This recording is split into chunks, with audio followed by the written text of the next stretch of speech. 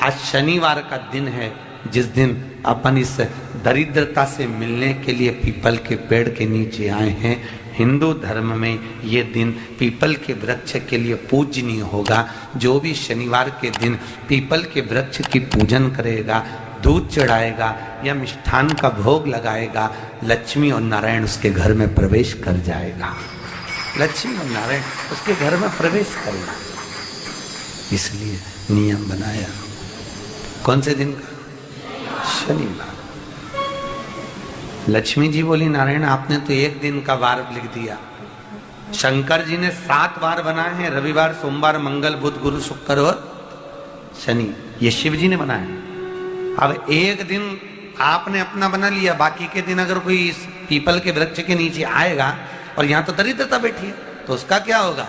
भगवान नारायण बोले, सुन दरिद्रता, तेरे से एक विनती है, अगर कोई भी मनुष्य इस पीपल के पेड़ के नीचे अगर 7 दिन में आता है और उसके हाथ में अगर कोई सामग्री होती है तो तू उसके घर में प्रवेश नहीं करेगी।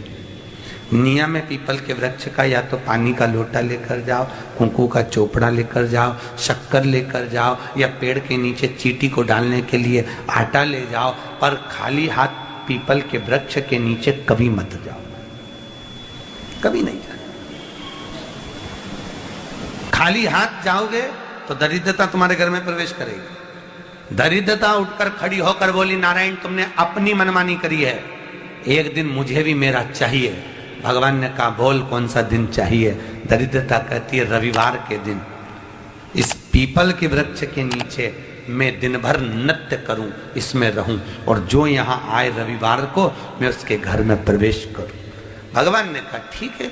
दरिद्रता, रविवार का दिन एक ऐसा दिन रहेगा जिस दिन तू इस पीपल के वृक्ष के नीचे नृत्य करेगी, और जो आएगा इस पीपल के वृक्ष के नीचे तो उसके साथ प्रवेश करेगी। मैंने तुझे वर दिया। इसलिए हमारे यहाँ केवल पीपल का वृक्ष अगर दीवार में भी लग जाता है ना, किसी की फैक्ट्री की दीवार में, किसी के घर की दीवार में पीपल का वृक्ष अगर लग जाता है, पीपल का पौधा लग जाता है, उसको कितना भी तोड़ लो वो वापिस लग जाएगा। फिर तोड़ोगे फिर लग जाएगा। अगर पीपल के पौधे को तोड़ना है तो केवल रविवार का दिन एक नींबू, एक मिर्ची और बमूल का कांटा, ये 3 चीजें रखने के बाद में आधे घंटे बाद रविवार के दिन पीपल के पेड़ को उखाड़ कर फेंक दो। दूसरी बार कभी पीपल दीवार में लगता ही नहीं, कभी नहीं लग सकता। केवल एक रविवार का, केवल एक संडे, इतवार का। घर में दीवारों पर अगर पीपल लग भी गया है, इसलिए पीपल के वृक्ष को उखाड़ने का, अगर घर में पीपल लगा हुआ है या पीपल का पौधा हमारे घर में लग गया, उसको उतारना, निकालना, लगाना, तो पीपल के वृक्ष को अगर निकाला जाता है तो रविवार के दिन, और अगर पीपल के वृक्ष को कहीं लगाया जाता है तो सोमवार के दिन या मंगलवार के दिन, बुधवार के दिन, इन दिनों में लगा सकते हैं पीपल के वृक्ष कहीं लगाना। शनिवार का दिन एक ऐसा दिन होता है जिस दिन पीपल के वृक्ष को कहीं जाकर लगाया नहीं जाता, क्योंकि शनिवार के दिन पीपल के वृक्ष के नीचे लक्ष्मी रहती है। हम अपने हाथों से अगर पीपल का वृक्ष किसी दूसरी जगह पर शनिवार को रोपित करते हैं तो हमारे घर की लक्ष्मी अपने घर से छिन्न होकर चली जाती है। इसलिए शनिवार के दिन पीपल लगाया नहीं जाता, किसी के घर जाकर उसको वापस पलटा नहीं जाता। लग गया उसको डाल। प्रभु मेरी धर्म पत्नी को कहाँ रखूं आप बताओ? वो तो जहां यज्ञ होता है, अनुष्ठान होता है, दान होता है, पुण्य होता है, सत्कर्म होता है, वहां जाने को तैयार नहीं। अब करूं क्या? भगवान ने बोला, एक काम करो। दुर्वासा जी बोले, जिसके यहाँ रात्रि में बर्तन झूठे पड़े रहते हो, उसके घर में इस दरिद्रता को लेकर तुम प्रवेश कर जाना। जिसके यहाँ रात्रि में बर्तन झूठे पड़े हो, वहां लेकर प्रवेश कर जाओ। दूसरी जगह दुर्वासा जी बोले, जो स्त्री घर में दोपहर के समय पर सो रही हो, उसके घर में इसको लेकर प्रवेश कर जाइए। जो स्त्री दोपहर के समय में घर पर सो रही हो, इस दरिद्रता को लेकर प्रवेश कर जाइए। तीसरा, जिसके यहाँ पर दरवाजे पर कांटे वाले पौधे लगे हों, उस घर में इस दरिद्रता को लेकर प्रवेश कर जाइए। दरिद्रता, कितनी सुंदर बात कही है। दाता और विधाता, कौन कौन? दाता और विधाता। लक्ष्मी और दरिद्रता के सगे भाई हैं। कौन कौन? दाता और विधाता। दाता को फिटकरी प्रिय है, विधाता को नमक प्रिय है। ये दोनों हमेशा लक्ष्मी को और दरिद्रता को दोनों को समझाते थे, दोनों में प्रेम बढ़ाते थे। आज भी हिंदू धर्म की रीति है, यहां तो ठीक है, जिसके यहां पर भी अगर थोड़ी सी भी परेशानी होती है, थोड़ा सा क्लेश होता है, अशांति होती है, लक्ष्मी नहीं टिक रही हो, काम नहीं बन रहे हो, बहुत प्रयास करा जा रहा हो और हमारा कार्य नहीं होता, तो क्या करते हैं? फिटकरी और नमक को पानी में डाल देते हैं और घर में पोछा लगा देते हैं। आप लोगों ने आजकल फेसबुक पे भी पढ़ा होगा, व्हाट्सएप पे भी पढ़ा होगा। तो क्यों लिखा उसमें? उसका कारण ही केवल ये है कि दाता और विधाता की प्रियता उसमें। माता ख्याति के जो 4 बच्चे हुए, इसमें जो 2 लड़के हैं, दाता और विधाता, उसकी प्रियता उसमें, उसकी पूर्णता उसमें। अब दुर्वासा जी बोले अपनी धर्म पत्नी को वहां लेकर, जहां कांटेदार पौधे लगे हों वहां पर लेकर प्रवेश कर जाइए। कांटेदार पौधों में उस दरिद्रता का निवास हो गया। कितना विचित्र कथा यहां वर्णन करी है।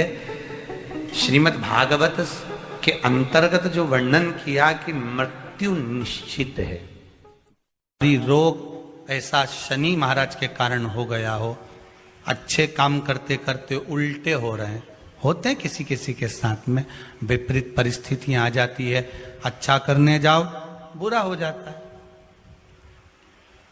अच्छा कर्म करने जाओ बुरा हो जाता है। तो पीपल के वृक्ष की जो छाल होती है, छाल देखिए, पीपल के वृक्ष में जो छाल लगी होती है, उस छाल को घिसकर चंदन बनाकर भगवान शंकर का स्नान कराकर, अभिषेक कराकर, पूजन कराकर, पूजन कराने के बाद में पिपलेश्वर महादेव का नाम लेकर, कौन से महादेव? पिपलेश्वर महादेव का नाम लेकर वो जो घिसी हुई छाल होती है, उस छाल का तिलक भगवान शंकर को लगा लो और उसी का थोड़ा सा भाग अपने कंठ पर, मस्तक पर लगाना प्रारंभ कर दो।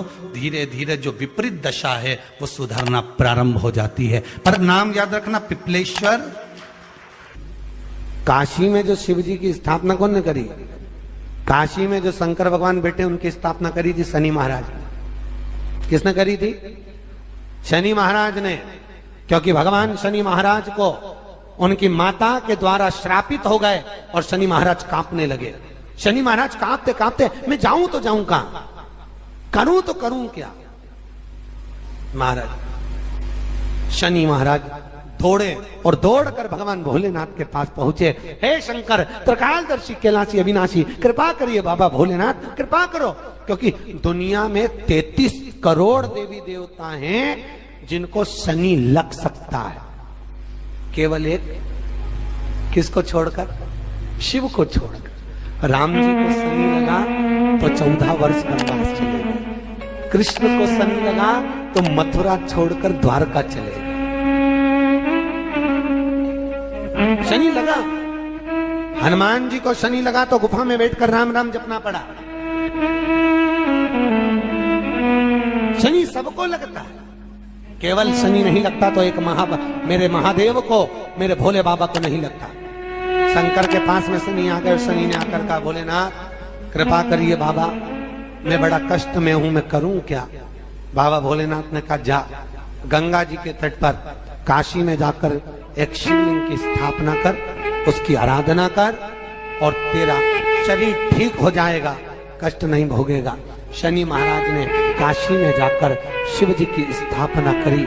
आज भी नियम है, जिसको शनि लग जाता है एक काजल की डिब्बी ले लो और काजल की डिब्बी को 21 बार उतार कर उसको एकांत में जाकर, जंगल आदि में एकांत में किसी पेड़ के नीचे इतना सा खड्डा खोद कर उसमें काजल की डिब्बी को डाल दो और मिट्टी से पूर दो, उस व्यक्ति का शनि समाप्त हो जाता है। काशी विश्वनाथ का नाम लेकर काजल की डिब्बी को 21 बार उतार कर अगर काशी विश्वनाथ का नाम लेकर शनि वाले व्यक्ति को अगर पेड़ के नीचे दबा दे, शनि समाप्त। शनि उसको परेशान नहीं कर सकता। काशी कितनी मूलता है। उस क्रम को देखिए। भगवान शंकर पर विश्वास रखकर एक एक पल, एक एक घड़ी, एक एक समय, एक एक नक्षत्र का शिव महापुराण में वर्णन है। यहां तक शास्त्र कहता है कि पीपल के वृक्ष की जब भगवान शिव रचना करे, पीपल के वृक्ष की जब रचना करी गई तो उस पीपल के वृक्ष में भी कौन सा समय किसका है, ये शिव महापुराण वर्णन करती है। सुबह 4 बजे से लेकर 7:30 बजे तक पीपल के वृक्ष में ब्रह्मा जी का वासा होता है। 7:30 बजे से लेकर 10:30 पौने 11 बजे तक पीपल के वृक्ष में भगवान विष्णु का वासा होता है। 10:30 बजे से लेकर पीपल के वृक्ष में 11:30 बजे तक पितरों का वासा होता है। 11:30 बजे से लेकर 12:30 बजे तक पीपल के वृक्ष में आहूतों का वासा होता है। 12:30 बजे से लेकर शाम को 4 बजे तक पीपल के वृक्ष में वासुकों का वासा होता है। 4 बजे से लेकर शाम को 7:30 बजे तक पीपल के वृक्ष में शंकर का वासा होता है। 7:30 बजे से लेकर 9:30 बजे तक पीपल के वृक्ष में कुबेर का वासा होता है। 9:30 बजे से लेकर फिर कुबेर के वृक्ष में अन्य देवों का वासा चालू हो जाता है। इसलिए हमारा हिंदू धर्म कहता है, हमारे शास्त्र कहते हैं कि पीपल के वृक्ष को जब पूजा जाता है, पीपल के वृक्ष की जब पूजन करी जाती है तो सुबह 10:30, 11, ज्यादा से ज्यादा 11:30, ज्यादा से ज्यादा 12, उसके पहले पीपल के वृक्ष की पूजन कर लेना चाहिए। रात को कुबेर का वासा होता है, इसलिए पीपल के वृक्ष में दीपावली के दिन रात्रि को 8:30 बजे से लेकर 9:30 बजे के बीच में जो पीपल के वृक्ष के नीचे घी का दिया लगाता है, उसके घर में कभी संपदा की कमी नहीं आती है, क्योंकि कुबेर स्वयं विराजमान होता है पीपल के वृक्ष के नीचे। क्यों? क्योंकि 11:30 बजे से लेकर 12:30 बजे तक पीपल के वृक्ष में पितरों का वासा रहता है, आहूतों का वासा रहता है, फिर वासुकों का वासा आता है। पितृ किसको कहते हैं? महाराज जो पूरी उम्र लेकर चले गए और उनके भीतर अभिलाषाएं बहुत थी, मैं ये भी करना चाहता हूं, मैं ये भी करना चाहता हूं, वो पितृ हो जाते हैं। आहूत किसको कहते हैं? जिस माता के गर्भ में बच्चा जन्म ले और मर जाए, या 6 महीने का गर्भ धारण करने के बाद अवर्षण हो जाए, जीव पड़ने के बाद 6 महीने के बाद अगर बच्चा गर्भ में भी शांत हो जाता है, कुंवारी अवस्था में शांत हो जाता है, जिसका विवाह नहीं हुआ ऐसा बच्चा जब शांत हो जाता है, अधोगति में कोई मर जाता है, सुसाइड कर एक्सीडेंट में किसी भी रूप में मर जाता है, तो वो आहूत कहलाता। शनिवार के दिन जो पीपल के वृक्ष में सरसों के तेल का दीप लगाता है, उसको शनि कभी परेशान नहीं करता। एक बात हमेशा ध्यान रखिएगा, मान लो अगर कोई भारी रोग ऐसा शनि महाराज के कारण हो गया हो, अच्छे काम करते करते उल्टे हो रहे हैं, होते हैं किसी किसी के साथ में, विपरीत परिस्थितियां आ जाती है, अच्छा करने जाओ बुरा हो जाता है, अच्छा कर्म करने जाओ बुरा हो जाता है। तो पीपल के वृक्ष की जो छाल होती है, छाल देखिए, पीपल के वृक्ष में जो छाल लगी होती है, उस छाल को घिसकर चंदन बनाकर भगवान शंकर का स्नान कराकर, अभिषेक कराकर, पूजन कराने के बाद में पिपलेश्वर महादेव का नाम लेकर, कौन से महादेव? पिपलेश्वर महादेव का नाम लेकर वो जो घिसी हुई छाल होती है, उस छाल का तिलक भगवान शंकर को लगा लो और उसी का थोड़ा सा भाग अपने कंठ पर, मस्तक पर लगाना प्रारंभ कर दो। धीरे धीरे जो विपरीत दशा है वो सुधरना प्रारंभ हो जाती है। पर नाम याद रखना, पिपलेश्वर। जम कितना भी दुख, विपदा, कष्ट सम्मुख में खड़ा हुआ हो, कितना भी दुख, पूंजी धन की अगर आपको कमी पड़ रही है और ऐसा लग रहा है कि मेरे पास में कुछ भी नहीं, हम तो यहां तक कहेंगे कोई मकान बना रहे हो, बेटी का विवाह कर रहे हो, बेटे का विवाह कर रहे हो, कोई अच्छा कार्य कर रहे हो, धन संपदा की भी कमती दिखे तो समय पर कांता भगवान का स्मरण कर, कांता चक्र का स्मरण कर, शिव और नारायण का नाम लेकर, एक बेलपत्र, एक शमी पत्र, एक श्वेत पुष्प, एक लाल पुष्प, दोनों हाथ में लेकर भगवान शंकर के अशोक सुंदरी के स्थान पर अगर समर्पित करा जाए तो संपदा की भी कमी नहीं आती। वो कांता चक्र है जो नारायण के। यहां तक शिव महापुराण की कथा कहती है, अगर कोई विद्वत ब्राह्मण ने आपको बताया है कि आपके घर में पितृदोष है कोई विद्वान ब्राह्मण ने बता दिया कि आपके घर में काल सर्प दोष है, कोई विद्वान ब्राह्मण ने बता दिया कि आपके यहाँ पर ये वास्तु दोष है, और इस दोष को मिटाना जरूरी है। कोई ने आपको बताया, उस समय पर हमें घबराना नहीं।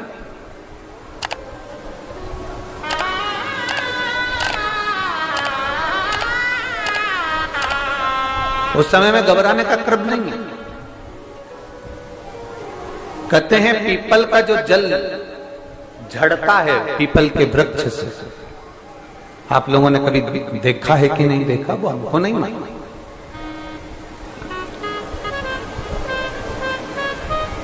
कितना भी अगर कोई वास्तु दोष बता दिया, पितृ दोष बता दिया, काल सर्प दोष बता दिया, कितना भी अगर कोई दोष बता दे, तो पीपल का जो जल वृक्ष में से झड़ता है, कभी कभी आप उसके नीचे हाथ रखकर देखना, थाली रखकर देखना, उसमें पत्थर पर देखना, तो वहां पर भी पानी के निशान आपको मिलेंगे, बूंद के निशान मिलेंगे।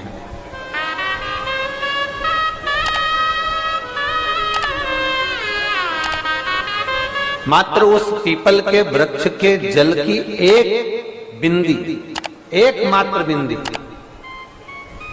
शंकर भगवान का जो शिवलिंग है जलाधारी है, चरण है, गणेश कार्तिक का स्थान है, अशोक सुंदरी का स्थान है, और प्रत्येक जलाधारी में से पानी बीच में से आकर नीचे की ओर गिरता है, नीचे की ओर गिरता है। आप लोगों के स्मरण में हमने पहले भी बताया कि राइट में किसका स्थान है, गणेश जी का, लेफ्ट में कार्तिक के, बीच में अशोक सुंदरी, ये क्या है, पार्वती जी का हस्त कमल शिवलिंग, और ऊपर से जो जल एक एक बूंद शंकर जी के शिवलिंग पर गिर रहा है वो शंकर जी की 5 लड़कियां जया, विषहरा, शामली बारी, दौतली और देव, शंकर जी की 5 लड़कियों एक एक बूंद पानी शिव जी पर गिरा रहा है। जहां जल नीचे गिरता है उस स्थान से जहां तक जल बहकर जा रहा है उस स्थान तक 33 कोटि देवताओं का स्थान, 33 कोटि देवताओं का स्थान। अब जहां पानी आया, जहां नीचे गिरा, उसके बीच में जो स्थान होता है, आप लोगों ने देखा है कि नहीं देखा? जिनने देखा है जरा हाथ उठाओ। ये पानी जैसे यहां तक आया और यहां के बाद नीचे गिरेगा, तब वो नाली के माध्यम से बाहर जाएगा। तो जितनी दूर यहां से वो नीचे की ओर जो गिर रहा है, यहां से वो नीचे की ओर जो पानी जा रहा है, ये जो स्थान होता है, ये हमारे 3 दोषों को निवारण तुरंत कर देता है। एक हमारा पितृ दोष, एक हमारा काल सर्प दोष, और एक हमारा वास्तु दोष का निवारण ये तुरंत करता है। और ये तो हमने केवल आपको शिव महापुराण के माध्यम से बताया कि ये 3 दोष का निवारण कर देता है, पर यदि कभी आप ध्यान से लिंग पुराण को पढ़ेंगे, आप यदि लिंग पुराण को पढ़ेंगे और गीता प्रेस गोरखपुर की लिंग पुराण को लाकर यदि आप पढ़ते हैं, या गीता प्रेस गोरखपुर की शिव अंक को भी आप अगर पढ़ेंगे,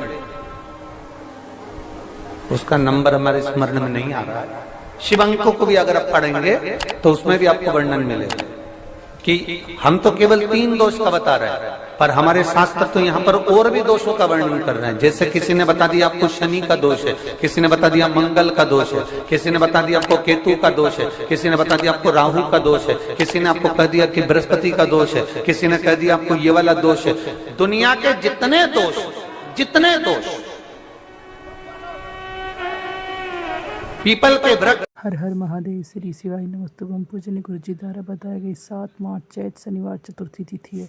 शनिवार की चतुर्थी के लिए 5 विशेष उपाय बताए गए। 7 शनिवार की 7:30 पित्त दोष, मंगल दोष और ग्रह दोष, सब काम रुके हुए काम बन जाएंगे। धन संपदा, रोग मुक्ति, कर्जा मुक्ति, व्यापार लक्ष्मी प्राप्ति होंगे। आपको हर मनोकामना पूर्ण होगी। तो आप यह वीडियो जरूर सुने। अगर यह वीडियो अच्छी लगी तो लाइक शेयर करना बिल्कुल ना भूलें। हर हर महादेव।